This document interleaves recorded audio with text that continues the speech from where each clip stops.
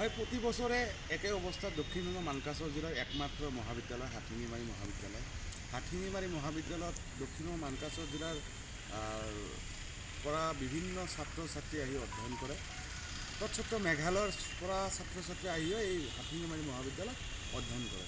গতিকে আমি দেখা পাওঁ বছৰৰ 6 মাহে পানী থাকে, 6 মাহৰ ভিতৰত আপোনাৰ 6 মাহে ক্লাছ আৰু 6 মাহ পানী থাকে। আপোনালোকে দেখিবলৈ পাব যে যি হাথিঙিমাৰী যি মহাবিদ্যালয়ৰ যি খেলপথাৰ আছে, খেলপথাৰত পানীৰে ভৰি পৰিছে। ইতিমধ্যে জলমগ্ন পৰিলক্ষিত হৈছে। আনফালে আপোনাৰ যোনফালে যে আপোনাৰ কলেজত সোমাব, কলেজত সোমোৱা ৰাস্তাটোও আপোনাৰ পানী উঠিছে, পানী উঠি জলমগ্ন হৈছে।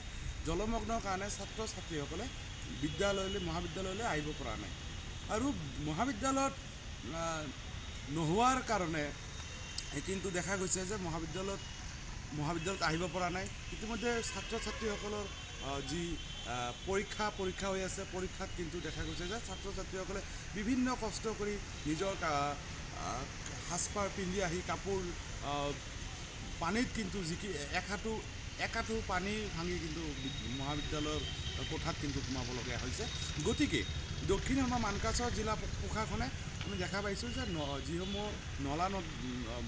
নলা বনাইছিল আগতে, সেই নলাসমূহৰ ৰাইজে আকৌ নিজৰ কোনোবা ৱাল দিছে, কোনোবা মাটি পেলাইছে। গতিকে দক্ষিণ মানকাছৰ জিলা প্ৰশাসনে অতি সোনকালে, মই প্ৰাক্তন ছাত্ৰ হিচাপে